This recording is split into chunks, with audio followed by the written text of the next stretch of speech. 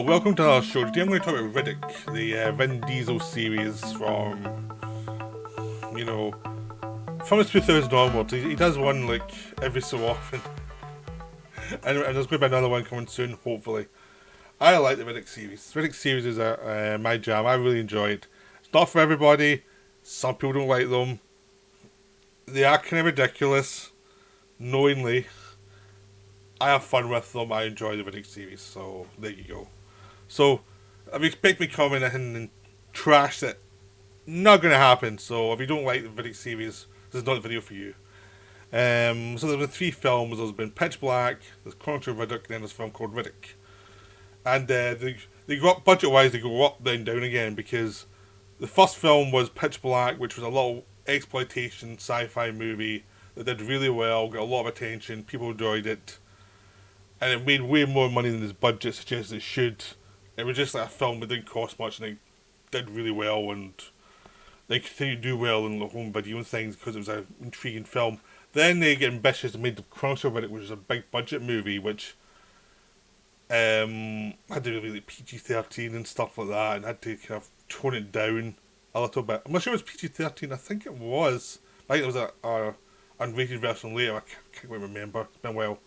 There was a director's cut where it put some stuff back in. It did not do as well as expected, and it didn't really make its production money back, so it was viewed as a bomb. And it's the one that a lot of people don't like who like Pitch Black. Riddick itself, the third film, came like 12 years after that one. There's a lot of problems getting made. Everyone thought the character was dead, but Vin Deisel was successful again with the Fast and Furious movies. So this was his pet project. He made the film, it did well, and it was caused interest in a 4th movie, because this one was done at a lower budget again, and a high profit, because it did well all around the world. It was like, oh, this can be profitable if you keep the budget down to like a proper level, you'll be fine. So I think they've taken that as their way to do it, is keep the budget down to something logical.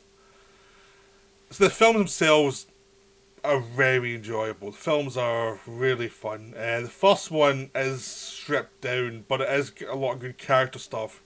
Because it starts off, a ship crashes, a spaceship is travelling with all these people on board, but everyone's in spin animation, from going from place A to place B. They're going on a basically this is like doing space travel on coach. It's like, it doesn't cost as much, the ships are older, they go through, they go slower lanes, which means they're not going the main route, so it costs less, and they get hit by asteroids, a freak asteroid occurrence. The ship crashes, the captain dies, the other guy, the second command dies, and only the engineer pilot is left, played by Radha Mitchell. And she was about to dump the entire cargo to survive the crash, which included all the people. But it was stopped at the last second, but she's very guilty with that. But a lot of people died anyway, don't worry, people died. From the off, people died from the off. A few people survive, including Riddick, who's as a prisoner of a guy called Johns, who's a bounty hunter who presents himself at the start as a sheriff, a man of the law, but it turns out he's just a bounty hunter. He presents Riddick as the worst psychopath ever, and a guy you had to keep under control, and he'll kill everybody if he has a chance. He's a nutcase. So the first third of the movie, Riddick's portrayed as a lunatic, which works really well in the film. What's less so now if there's a series of Riddick films where you know he's not a total psycho. But that's... So if you don't see this film first, I think some of the early parts lose some impact. There is a Pitch Black 4K come out from Marrow. It's a very nice print, nice transfer, good extras. You also get the little... you get all the extras you'd get on the Blu-rays before and the DVDs before. You also get some extra interviews with people... now they're older, including David Twohy, who directed it, and you get the animated Peter Chang thing that came between Pitch Black and Chronicles of Riddick. So it's a very good package. I highly recommend it. Very good job by Arrow. So back to the film. I was meant to do that before. The film moves on from that where they're interacting and you get to know the characters and you get to see the idea that no one can be trusted. Like Johns is much more deceitful than he seems. Riddick isn't as bad as he seems, but he's still dangerous. It's like he lets a couple of people die when the monsters come up so that he doesn't get eaten. I mean, he's practical, which makes him really actually a more enjoyable character because he's not completely sentimental. He's like he does not believe in sacrificing himself. He'll help you if he can, but he's not like the most charitable of people. But the more you see him, the more you see he is he's reasonable, and he's someone who's very observant. The Rena Mitchell character is also very observant. She's really struggling with her past and what she almost tried to do. She tried to do and failed at. She feels it's very difficult. And Johns is the one who's trying to keep Riddick under control, even though Riddick's always escaping. And he has to make deals with Riddick once they realise there's monsters. And Riddick doesn't believe him for a second. Riddick knows that basically as soon as he gets him off the planet, if he escapes the monsters, he'll put him back in chains. So Riddick's trying to make sure that doesn't happen. But he'll try to survive these monsters. These monsters are really unique. Basically, like the creatures that live underground for most of the time. And then when there's three suns, but at a certain point you get an eclipse for a time when the suns go and the suns go together. When that happens, the monsters can come up off out from below the ground and attack. Unfortunately for our people, it happens every 22 years and they landed exactly the wrong time. And they have to survive in the pitch black and get from their old ship to this other ship that was part of a colony and take the power supply from the old ship to the new ship so they can escape. And there's monsters all about. And it's pitch black and you have to have different light sources to protect themselves. And there's lots of internal tension. And it's a wonderful little film. It's very much a B movie that knows it's a B movie. You know, they don't have tons of money spent. So they don't spend it on massive special effects. It's all about character stuff. It's all about interactions, about hero worshipping, about suspicions. So there's a character called Jack who's a big fan of Riddick. Initially, you're meant to think he's a boy, but it turns out a girl. Even though if your eyes are open, you think it's a bit androgynous. So there's that. But Riddick knows that from the off, but he doesn't care. He likes the character, he likes the person, so he's fine. And there's always these weird character beats, and it's how Riddick's trying around Johns, how Riddick's dealing with Johns messing with Vanna Mitchell character, and everyone dealing with their problems, and them slowly getting picked off one by one. There's a nice touch. They've got Keith David is in it, and he's a Muslim in this film. And he's got these other followers, and they're going to New Mecca, and bit by bit he's losing his people like one by one, and it's really interesting watching them go one by one down, and Riddick's like taunting them, like where's your God now? Where's your faith now? And stuff like that. And there's lots of little things about faith and things like that as well. And it's not dark. It's pretty dark and it's not very sentimental. But it means when Riddick actually does stuff that's actually decent, it means more because he's cynical. And he has to be pushed to do it. But once he does it, once he commits, he commits. So this is a really nice film. A really well made film. It's a really good B movie. It's very enjoyable. Following on from that, we got Chronicles of Riddick. And the thing about this film is it's still a B movie, but a budget. But it still has B movie ambitions. And those two things don't mesh for a general audience. It's got an attitude that is not B. It's very B movies, which means anti-heroes, which means people being nasty to each other, which means like you don't soft pedal the fact that the villains are real fascists who will kill everybody. You don't soft pedal that at all. And you have ambiguous endings and stuff like that, and it's like everything they don't want. It's like it kills off anyone who survived. I mean, Keith David survived the first one, makes it to the second one to set up the plot of the second one, and then he gets killed off in the most brutal way possible. And it's very moving, but it is one of those things where it tells your audience things are getting nasty, and things get nasty. I mean, Jack from the first one has become Kyra, who's now in prison for killing people. She's become a killer, which is, and that's your female lead. And Riddick is not trying to be sentimental at all. He's pretty much as brutal as ever. And the game between the two lead characters are who's the best killer. That's not a mass audience idea. And it really did not work for the mass audience. And also the necromancers are kind of a much more pulpy literary idea that put into the mass audience. It's kind of like what of kind of a Lovecraftian, what people actually adored Lovecraft and create a whole religion around that. And that's kind of what the necromancers are. They're going to the underverse, which is this other universe, below the universe we've seen, where you're half dead, half not, but it's a way to conquer death. And it's weird and creepy, and they're converting people to this belief system. It's just this belief system that no matter where you came from, this is what you're going to be, and they're going to destroy all life in the universe and take what's left into the underverse. They're complete nutcases. And this doesn't ignore the fact they're complete nutcases, and they're led by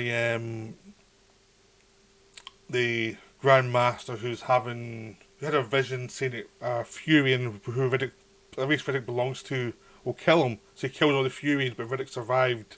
So he's now terrified of Furions coming back to get him. There's Karl Urban as his sidekick, whose his ambitions to kill the Grand Master and take over the Necromancers. And it's always good to see Karl Urban as a villain in anything. It's always good and enjoyable. He always makes a good villain. Thandie Newton's his wife, his Lady Macbeth wife, and they're having a ball just being villains and being manipulative, and everyone's having fun there. And Riddick's enjoying, like, Vin Diesel's really enjoying his character, obviously. He's feeling this is his favourite character. Like, Fast and Furious films pays the bills, but he tends to come alive a lot more in the Riddick films. You feel this is the film career he probably thought he was going to have as an anti-hero kind of character. And Riddick still works really well in this film. But the plot is weird because it stops and starts always. It starts in one way. It's always based on the idea of Riddick's get plan after plan worked out for how he's going to get out of a situation. And he didn't tell anybody ever. So the plot always goes where he's going. So you go from this big epic world where necromancers attack a whole planet and destroy so much. You know, and and they've also, that's the plot, and then he has to go away to this prison planet for a while, which is a very isolated thing. There's lots of, sometimes a prison movie for like half an hour, and then it goes back to being a end of the world thing. And he's gone back to, and one of the weird progressive things of this film is he's gone back to save New Mecca, which is a Muslim majority location. He's back to save Muslims. For American films, pretty progressive, you know. But the film keeps on changing around, like, what it is. It's like, it leaves characters in bad situations, it leaves people for like half the running time and goes back and brings them back. Because you're following Riddick, you're not following anyone else. So that's kind of the trajectory of the film. And even though I really enjoyed Necromancer, the best part is the prison planet. The prison planet is this thing, there's a planet that Riddick has, wants to find Kyra, finds out where she is, managed to get himself caught so he can get taken there. He doesn't even steal a ship, he lets people catch him so he can take him there so he can get access to this planet. It's easier. And he starts setting things up so that so he can get his escape worked out as well. So you start to get the idea that he knows how to escape from a prison. And you're watching all of this go on, but it's completely different from what came before, and it's a total left turn in the movie for like half the film. And it's the best part of the film. Because it's a prison planet where the sun is so close to the sun, so either the sun, the flames are going to go over you and burn everything alive, so it's underground prison. So either the planet is very cold or very warm. And it's because it's always orbiting, the sun rays are always going to hit you at some point, so all the rocks are jagged, they've all been burnt out, so it's very hard to walk on, and you can easily burnt alive quite easily. So it's a very unique planet location, and it really works as a great location for the film. And of course, the escape plan goes wrong. He finds Kyra.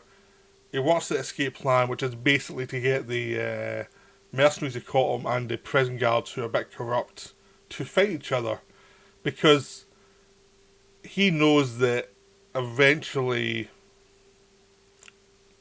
because he's getting chased by the necromancers, the prison guards will use this as an excuse to actually scam the prison.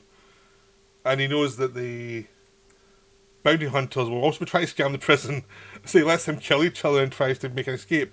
It goes a bit wrong. He can't actually make his way escape the way he wanted to, so he has to run across the surface of the planet with some other prisoners, including Kyra, and outrace to get to this location where there's a spaceship which is underground, but there's a way to get into it, and he has to get from over a few miles over a certain amount of time before the sun comes back round. And it's a really great sequence as they have to run across this world and you see the sun slowly coming up, and that happens, you're dead. It's a wonderful sequence. It's the best part of the film. It's really enjoyable. And they're racing, but also getting shot at because some of the prison guards know they're moving and they're shooting them from below while they're safe. So there's lots of stuff. Then the necromancers show up and all hell breaks loose. This is a wonderfully bizarre film. It's kind of film that's made in a mega budget, and you wonder how they managed to talk people into this.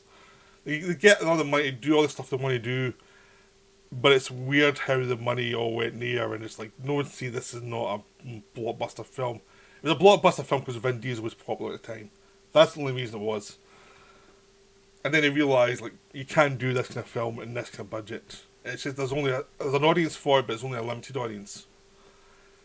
So it does have a really good twisted ending though, where all the plotting of Carl Urban and Thandie Newton's characters go wrong, and Riddick gets the better of them almost by mistake. But there's darkness to the end as well, and it really works really well. The third one takes place a few years after the second one, where Riddick has been dumped by the necromancers. At the end of the second one, he's become a necromancer god. But the third one, they've found a way to get rid of him and assassinate him, because they don't want him as a god. And he's stuck in this planet again, and he has to start from the bottom and finish his way up. Now, normally a character doing that to a character, you'd think, oh, that's a problem. It's like you built up all this story to get him to place, and then you just dumped him. But because this Riddick and his character is weird and cynical, it actually kind of works. There's a kind of charismatic joke about him. It was like, yeah, you were good for a while, now you're back to being the bottom of the barrel. And a lot of people are still after you. So, he has to survive the planet after he's really injured. And this is a very toxic planet. He has to avoid monsters, avoid, like, these killer dogs that are after him. He has to set his broken leg and develop ways to get around his monster that's blocking his way to get from a very toxic area to a more safer area. And he does that by finding a way to steal his poison and get himself able to take his poison, which is a very Riddick thing to do. So the first third of the movie is pretty silent. If you watch the director's cut, there's bits in between which give you more flashback to what happened to him, but mostly it's silent. Riddick and his dog as they figure the planet out. And then at a certain point he realises he has to get off the planet because it's going to start raining soon, and there's these monsters that who live in water. They can't get out of the water, but as soon as they've been out of the water for so long, that's how they breathe. But as soon as there's rain, it means they can scavenge the planet quickly because they're still in water, and they can still breathe. So he has to get off the planet. He finds this bounty hunter place. It's just an outpost of bounty hunters need to follow someone who can come here and to restock. And he basically sets himself up as bait, and then you have a The middle third is him versus the bounty hunters as he starts taking apart one by one and watching two sets of bounty hunters face off against each other. One of which is the father of the Jones character in the first one who wants revenge. It's a very enjoyable film because you watch them fight each other. You watch Riddick, you know, deal with them. One of them's Katie Sackhoff from Battlestar Galactica. It's really enjoyable. It's very much like Pitch Black and the cynicism of the air. And then after that, at a certain point, they have to get back together to escape the planet. They've also got Dave Bautista as one of the mercenaries, and he's fun as well. This is before he became big, and it's just a very enjoyable B movie. It just is. I mean, there's some dodgy effects because there's only so much money in a budget, but it works. It works for what it is. It knows what it's doing. It's really enjoyable, and that's what's good about this series. Generally, it knows what it is. It's a B movie. The only time it went above that was the Chronicles of Riddick, when it went too ambitious, and they probably had too much money for the film they were making. But after that, I mean, hopefully when they go to do Furia, which is part of the fourth one, they'll probably still have limited budget, so it means they'll have to keep it to the basics. But it is a very enjoyable series because it is unashamedly a B movie throwback. It's a mix of sci-fi and tough guy movies. It knows what it is. You've got a character who has no sentimentality at all to him. You know he feels emotions, but you only see it subtly through time. It's not really a character that says much. Usually pretty cynical. It's perfect for Diesel. It's just perfect for his range. It works so well for him, so that when he does show emotion, it actually has impact, because he's held back for so long in the film, so it really has more of an impact when he shows it. There's a lot of good supporting character actors in these three films as well, all having fun, all playing types, a lot of actors coming in as mercenaries, and some of them are stupid, some of them are decent, and you see them teach each other out bit by bit. You see Riddick work it out bit by bit. It's just very enjoyable. It's a very enjoyable series. So I hope you enjoyed this video. It's just an introduction, if you haven't seen Riddick, what to expect. And if you have seen it, hopefully you enjoyed the video too. Well, that's me for now. Bye.